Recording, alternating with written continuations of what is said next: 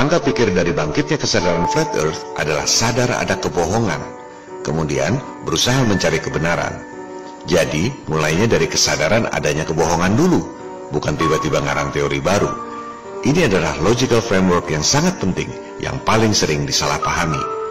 Sadar ada kebohongan dulu, baru kemudian berusaha mencari kebenaran. Mencari, bukan mengklaim kebenaran. Ini sangat berbeda. Yang mengklaim kebenaran itu adalah NASA yang dibayar dari anggaran negara. Flat Earth mengklaim kebohongan NASA. Setelah itu, baru berusaha mencari kebenaran. Partisipasi aktif masyarakat, tak ada yang membiayai. Analoginya begini, Anda mengetahui ada tindak kejahatan atau penipuan. Anda harus laporkan itu.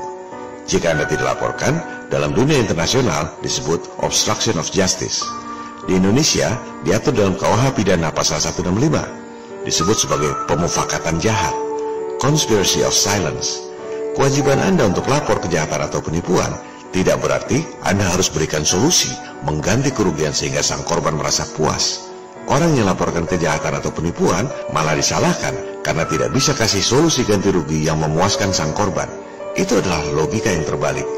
Jadi, kebohongannya dulu yang harus dipahami dan diyakini betul, baru kemudian berusaha mencari kebenaran, bukan kewajiban. Apalagi kewajiban untuk memuaskan pertanyaan orang yang tidak percaya bahwa ia telah dibohongi. Seperti yang dikatakan oleh penulis Mark Twain, lebih mudah menipu orang daripada meyakinkan orang bahwa dirinya telah ditipu. Kita adalah rakyat, bukan institusi yang dibayar 256 triliun rupiah per tahun untuk melakukan riset seperti NASA. Kita adalah rakyat yang membongkar kebohongan, bukan saintis seperti Darwin yang mengajukan teori evolusi dan harus memuaskan pertanyaan tiap orang. Itu adalah logika yang keliru. Jangan berharap semua orang akan percaya. Sasarannya memang bukan meyakinkan 90% penduduk dunia tentang teori Flat Earth. Orang-orang yang masih percaya pada elit global, ya sudah, tak perlu diyakinkan. Itu hak mereka. Dan sasarannya memang bukan orang-orang seperti mereka. Banyak orang salah paham tentang bangkitnya kesadaran Flat Earth. Sudah banyak bukti berupa foto-foto bumi, kok hari ini masih ada yang percaya bumi datar? Pertanyaan yang wajar, mengingat kebanyakan orang tak bisa membedakan antara foto dengan CGI alias gambar rekayasa komputer. Dan gambar rekayasa komputer buatan NASA itu adalah bohong. Mari kita buktikan. Silakan Anda search foto bumi bola yang katanya diambil oleh NASA dari Apollo 15 tahun 1971. Ini adalah salah satu dari foto bumi yang pertama kali dipotret dari luar angkasa, diambil dari web resmi NASA. Coba Anda download fotonya, masukkan dalam Photoshop. Lakukan hal yang sangat sederhana. Adjust contrast dan brightness-nya. Kecilkan kontrasnya, besarkan brightness-nya. Wow. Coba Anda menilai sendiri. Ini foto apa rekayasa komputer? Kok ada cropping-nya? Ambil foto lain lagi. Bumi yang katanya dipotret dari Apollo 16 tahun 1972. Lakukan hal yang sama, sangat sederhana. Kecilkan kontrasnya, besarkan brightness-nya. Wow, ini kan cropping. Jadi ini foto atau gambar? Silakan Anda menilai sendiri. Lihat, bentuk bolanya saja beda-beda. Ini foto saintifik, fakta. Untuk sebuah institusi dengan budget 256 triliun rupiah per tahun, NASA sangat ceroboh, korup. Lantas mungkin ada yang mengatakan, jika bumi ini datar, mana foto aslinya? Inilah logika yang terbalik. Sama juga kita memberitahu orang, hati-hati loh, itu emasnya palsu. Lantas orangnya marah dan bertanya balik, kalau ini palsu, mana emas asli saya? Sama dengan bantahan tadi, jika foto bumi NASA bohong, mana bukti foto bumi datar? Inilah logika yang terbalik. Yang dikasih budget 256 triliun rupiah itu siapa? Kita atau NASA? Dikasih tahu emasnya palsu, malah marah minta emas yang asli. Yang seperti itu tak perlu diladeni. Contoh lain lagi, ISS yang disiarkan secara live 24 jam oleh NASA.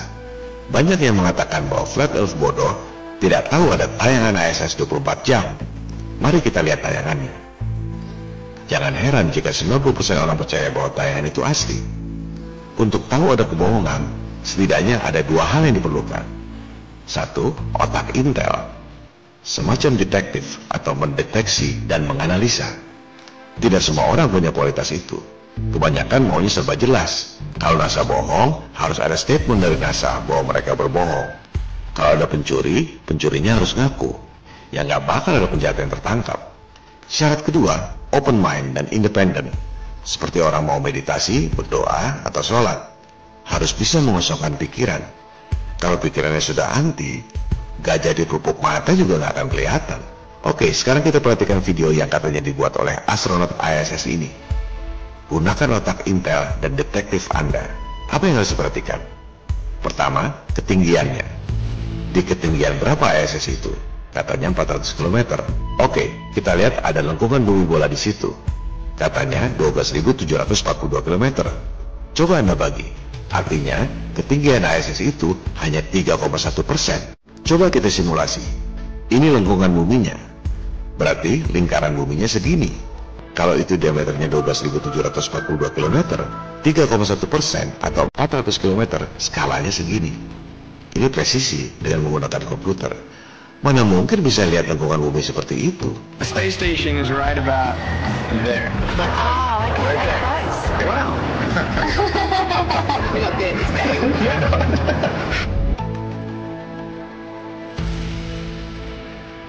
Atau kita sederhanakan lagi. Misalnya pinggang Anda 30 cm, dipotret dari jarak 3,1%-nya. Dipotret tak sampai 1 cm dari pinggang Anda. Mana bisa melihat lingkungan pinggang?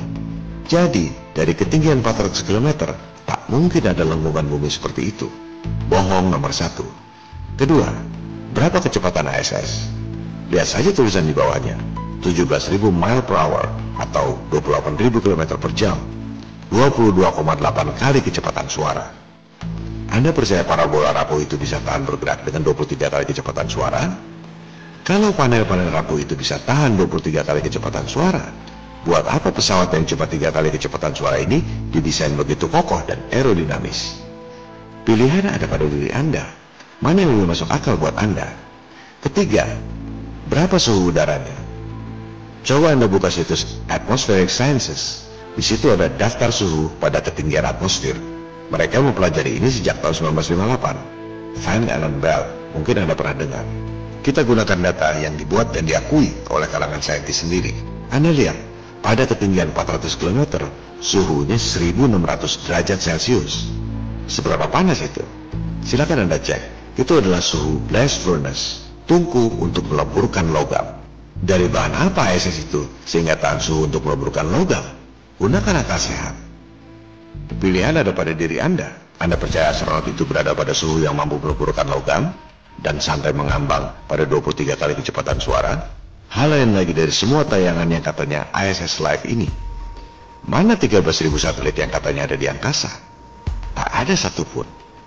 Coba Anda lihat tayangan Google yang katanya Real Time Satellites. Bumi penuh dengan satelit. Gambar kartun semua. Atau yang ini, animasi yang dibuat oleh Institute Aerospace di Universitas Braunschweig. 13.000 satelit tanpa pilot dengan 23 kali kecepatan suara tanpa pernah tabrakan. Satelit terbuat dari bahan apa yang tahan suhu untuk meluberkan batu baja dan tak pernah kelihatan dalam tayangan-tayangan ISS? Kalau hanya nonton video tanpa paham angka, orang pasti mengira ini nyata. Suhu dan tekanan atmosfer diukur oleh Van Allen tahun 1998. Hasil penelitiannya diakui oleh kalangan saintis. Sejak itu, saintis membuat tabel ini. Dan saintis tahu ada medan radiasi Van Allen Belt yang panasnya luar biasa. Itu tahun 1958, tahun yang sama dengan didirikannya NASA. Setelah itu, NASA pura-pura tidak tahu ada Van Allen Belt dan 6 kali mengirim manusia ke bulan. Karena misi Apollo itu hanya ada pada periode satu presiden yang dikenal penuh skandal, Richard Nixon. Here's like a perfect example of them landing on the moon. I mean, it's proof right there. This is an official NASA photo of the first Apollo 11 lunar module landing on the moon. I mean, it's right there. This is proof, man. It's the picture's right there. It's landing on the moon. But the only problem I have with this picture is that it's taken from the moon. I don't know what the big deal was with being the first guy on the moon. It seems the camera crew was already there. The fucking tripod. Camera A, B, C. This is an amazing monumental sort of feat of space exploration. This is the Galileo satellite. Full authentic NASA imagery of the Galileo satellite. Must have cost like $1 trillion for this fucking operation. Very expensive. This is the Galileo satellite. They never knew it would go that far and reach Jupiter. You know, they didn't know. It's the first time anything goes that far. It managed to get there. There's Jupiter. There's one of its moons. I mean, it's clearly lining up to take some really good photos of Jupiter. Immediately followed by a camera satellite. Perfectly composing the whole shot out in outer space. Amazing, eh? What the cameras can do when they fly. I guess this is a photo of the Hubble telescope taking a picture of itself. Unbelievable. Unbelievable. That's an authentic photo of the Hubble telescope out there doing its job. Isn't that amazing how they could take a photo of the thing taking photos? Out in outer space. Unbelievable. You know, they never crossed Antarctica, but let's go to the moon and take pictures of shit out in space. That's fucking unbelievable. You know, the instruments won't work in Antarctica. It's too fucking cold, but hey, let's go somewhere where we don't know the instruments will work. That's unbelievable. I can't, it just boggles my mind how they do this stuff. All right, next one, solar powered, by the way, solar powered. Look at that, environmental. Environmental in outer space. Inilah latar belakang bangkitnya kesadaran Flat Earth. Kembali pada logical framework tadi. Karena sadar ada kebohongan, maka mulai mempelajari soal Flat Earth. Mempelajari sebagai partisipasi aktif masyarakat, bukan institusi yang dikasih dana dan harus memuaskan semua pertanyaan orang awam. Hampir semua orang mengira bahwa GPS pada Google Maps dan My Location itu terhubung langsung dengan satelit. Bahkan banyak yang berpikir internet itu langsung terhubung dengan satelit. Mari kita deteksi. Jaringan internet dan komunikasi dunia terhubung lewat fiber optic. Fiber optic dikenal sebagai penghantar media telekomunikasi yang paling handal. Kecepatannya hampir menyamai kecepatan cahaya. Ini jaringan fiber optic di seluruh dunia. Dan ini jaringan fiber optic di Indonesia. Investasinya sangat besar dan ini adalah barang nyata. Jaringan internet dan telepon wireless di darat terhubung lewat menara-menara BTS. Ini data jumlah BTS di Indonesia. Investasinya sangat besar. Dan ini juga barang yang nyata. Pada episode 2 telah kita bahas bahwa Google sendiri mengatakan My Location itu menggunakan menara Telkom BTS, bukan lewat satelit. Sebaliknya, jika ada 13.000 satelit di angkasa, bagaimana mungkin bisa mengantar Gojek ke ganggang sempit? Sementara pesawat Malaysia MH370 yang begitu besar tidak terlacak jatuhnya di mana sampai sekarang. Untuk daerah-daerah yang tidak ada menara BTS, dari tahun 1955 sudah ada teknologi White Alice. Memantulkan sinyal ke atmosfer, dipantulkan kembali oleh atmosfer, tiba di lokasi yang dituju. Bisa sampai 320 km. Kalau dari Jakarta, bisa sampai ke Pulau Belitung. Atau dari Jakarta ke Pulau Nusa Kambangan. Sinyalnya aman, tak bisa disadap. Militer sampai sekarang masih gunakan White Alice, tropospheric scattering, bahasa teknisnya. Coba lihat militer Iran yang sudah puluhan tahun di embargo. Mereka tak bisa beli pesawat terbang, apalagi satelit. Apa yang mereka lakukan? White Alice, no problem. Bagaimana dengan sistem navigasi pesawat udara di tengah laut? Pada episode 2 telah dijelaskan tentang Omega System. Manusia sudah mengalami 2 kali perang dunia, terbang melintasi benua tanpa satelit. Bagaimana mungkin Jepang menyerang Pearl Harbor, tahu persis titik koordinatnya di mana, bisa dilacak dengan radar, padahal tahun 1945 tak ada satelit. Gunakan nalar Anda. Silakan Anda search Omega Navigation System di Google atau YouTube. Anda akan melihat sendiri video militer orisinil yang dibuat pada akhir tahun 1960-an tentang bagaimana network di seluruh dunia dapat terjalin hanya dengan 8 tower utama. Juga, Anda akan menemukan bagaimana simulasi penerbangan menggunakan Omega Navigation System. Tak ada hubungannya dengan satelit. Gunakan nalar Anda. Google Maps di darat bisa mengantar tukang Gojek ke ganggang sempit karena menggunakan menara-menara BTS di darat. Sementara, jika ada 13.000 satelit di angkasa, bagaimana mungkin pesawat Malaysia MH370 sudah 2 tahun tidak ketahuan jatuhnya di mana? Dulu, pesawat Lion Air yang jatuh di perairan Kalimantan pun butuh waktu berhari-hari sebelum akhirnya ketemu serpihan-serpihannya. Blank spot. Sistem navigasi dunia di lautan tidak secanggih itu. Tak banyak beda dengan akhir tahun 1960-an sebelum maraknya bisnis satelit. Jika tidak ada satelit, bagaimana dengan ramalan cuaca? Sejak zaman Babilonia, orang sudah bisa memprediksi cuaca. Di luar itu, NASA menggunakan balon cuaca, weather balloons. Klip ini diambil dari web resmi NASA. Coba Anda ketik NASA weather balloons di Google Image. Buat apa kirim weather balloons begitu banyak jika ada 13.000 satelit di angkasa? Kesimpulannya, 1. ada jaringan fiber optik yang menghubungkan seluruh dunia, baik lewat laut maupun darat. 2. Ada jaringan menara BTS yang menghubungkan komunikasi darat. 3. Ada teknologi White Alice yang bisa pancarkan sinyal ke atmosfer tanpa satelit. 4. Ada weather balloons yang digunakan untuk ramalan dan pencitraan cuaca. 5.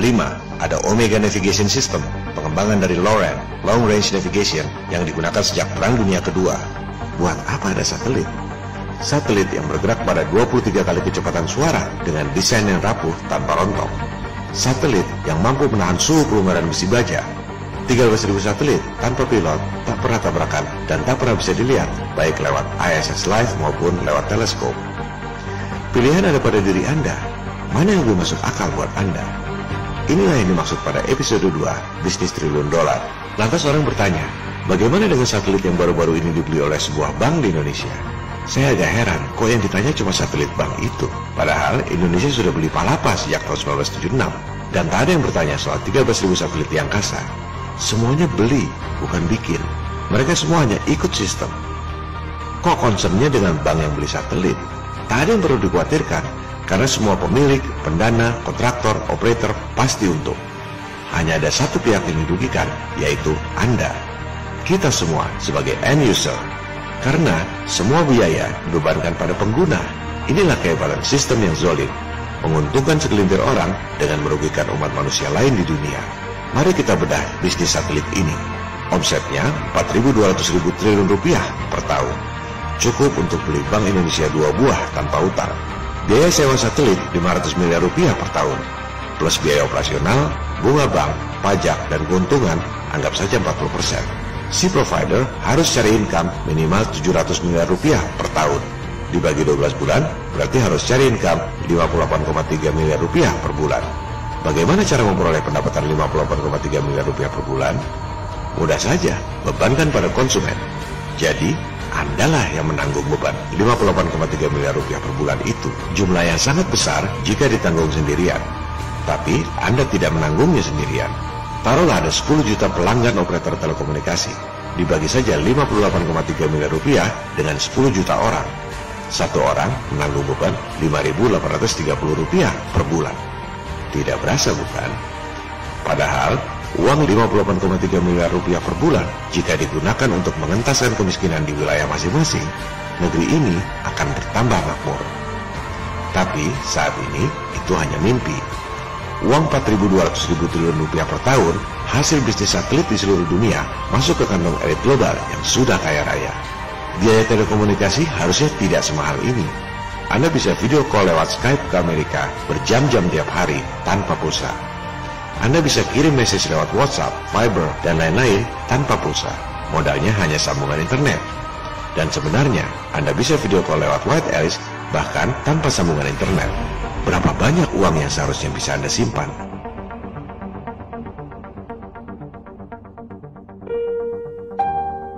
Banyak yang bertanya, bagaimana dengan roket-roket yang diluncurkan NASA?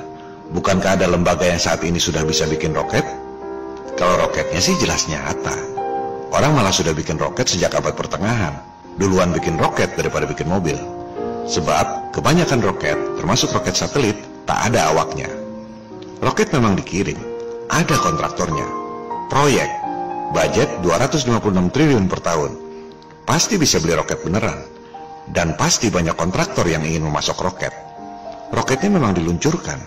Tapi setelah terbang vertikal, tak berapa lama kemudian melenceng jadi horizontal. Coba Anda perhatikan semua peluncuran roket. Saya ulangi, semua peluncuran roket. Pasti melenceng. Tak ada yang terus vertikal menembus langit. Dan kalau diperhatikan, mulai melencengnya itu tidak terlalu jauh, masih kelihatan jelas. Artinya, atap yang dihindari oleh roket itu pendek. Atap yang bisa memantulkan sinyal White Alice.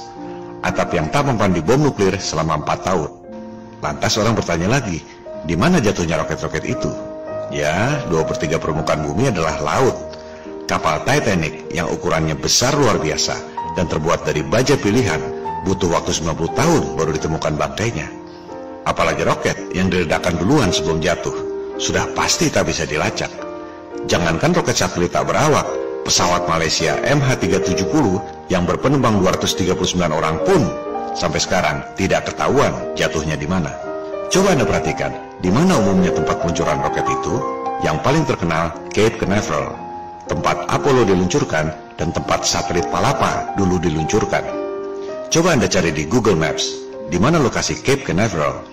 Sudah pasti di dekat laut. Memang tak mudah buat kebanyakan orang awam untuk memahami berbagai kebohongan elit global. Sebab kebanyakan orang fokus pada sekolah, cari kerja, cari uang untuk bayar tagihan-tagihan, beli rumah, beli mobil, cari uang tambahan supaya bisa nabung buat anak cucu. Itulah arti kehidupan dan kemerdekaan buat sebagian besar orang. Dan sikap ignorant atau masa bodoh seperti itu yang membuat elit global merajalela dalam 250 tahun terakhir tanpa disadari oleh banyak orang. Mereka sudah kaya, tak perlu kerja, tak perlu nabung, tinggal tidur saja, tabungan nambah sendiri. Pekerjaan dan kesenangan mereka adalah mewujudkan cita-cita dominasi global, menjadi Tuhan di dunia, dan umat manusia lain adalah budak-budaknya. Global slavery. Jangankan satelit di angkasa, duit dolar di dompet Anda pun mereka bisa kibuli. Mari kita buktikan bahwa kenyataan di lapangan tak seperti yang diajarkan di sekolah. Uang dolar yang dituhankan banyak orang itu sebenarnya tak ada nilainya, tidak di-backup dengan emas. Dan mari kita buktikan pula bahwa bukan cuma NASA yang biasa berbohong, tapi Bank Sentral Amerika pun adalah pembohong. Coba Anda buka situs CIAWorldFactbook.com. Lihat cadangan devisa Amerika. Tulisannya cadangan emas dan devisa 130,1 miliar dolar. Tidak disebut berapa emasnya dan berapa devisanya. Oke, kita cari sumber lain lagi. Fed. Data dirilis bulan Juli 2016. Angka yang disebut oleh CIA World Factbook adalah ini. 2014 130,1 miliar dolar. Juli 2016 ini 120,2 miliar dolar. Anda lihat, emasnya 11 miliar dolar. Uang yang beredar 1,4 triliun dolar. Jadi emasnya hanya 0,8% saja. Jelas saja bisa cetak uang sebanyak-banyaknya. Beli segala kemewahan, materialisme menggantikan agama. Kebohongan Fed tentang emas itu belum yang terburuk. Coba Anda lihat keterangan di bawahnya. Cadangan emas 11 miliar dolar itu dengan asumsi harga emas 42,22 dolar per ons. Coba Anda lihat berapa harga emas sekarang. Wow. Emas seharga 1.335 dolar per ons. Dianggap cuma 42 dolar per ons. Cuma 3,2% nilai yang dilaporkan. Yang 96,8% disembunyikan nilainya. Ini adalah skandal. Mereka bisa melakukan semua itu karena mereka tahu berapa orang yang mau melakukan riset sederhana seperti yang kita lakukan tadi untuk tahu bahwa mereka berbohong. Well, why the big secret? People are smart. They can handle it. The person is smart. People are dumb, panicky, dangerous animals, and you know it. Buat apa bohong? Karena emas-emas itu adalah milik Bank Sentral Swasta Federal Reserve hasil menjara emas rakyat tahun 1933. Mereka tak mau rakyat Amerika tahu nilai emas yang sebenarnya. Oleh sebab itu, mereka patok harga emas cuma 42 dolar dan menyembunyikan 96,8% nilai yang sebenarnya. Masih percaya pada Fed, NASA, IMF, PBB? Itu di Amerika. Coba Anda buka laporan keuangan BI. Jumlah uang dalam peredaran 586,7 triliun. Cadangan emas 36,7 triliun. Hanya 6,9%-nya saja. Jika mata uang anjlok, rupiah terpuruk, makin hancurlah nilai uang yang 586 triliun rupiah itu. Bagaimana cara membuat rupiah terpuruk? Gampang. Fed cetak duit yang banyak. Contohnya bailout kemarin. So my question to you is, will you tell the American people to whom you lent 2.2 trillion of their dollars? Will you tell us who got that money and what the terms are of those agreements? No. Dengan dolar yang banyak, elit global invest di negara-negara lain, termasuk Indonesia. Lempar pancing. Setelah itu, tarik pancing. Ketatkan likuiditas. Bikin stimulus di Amerika. Itu dolar balik semua ke Amerika. Akibatnya, negara-negara kekurangan dolar. Harga dolar jadi tinggi lagi. Rupiah kita makin anjlok. Gampang kan? Inilah sistem yang zalim. Sekali lagi, jangan salahkan pemerintah. Jangan salahkan pejabat bank. Jangan salahkan ekonom. Semua hanya ikut sistem. Sasaran kita adalah sistemnya. Elit global.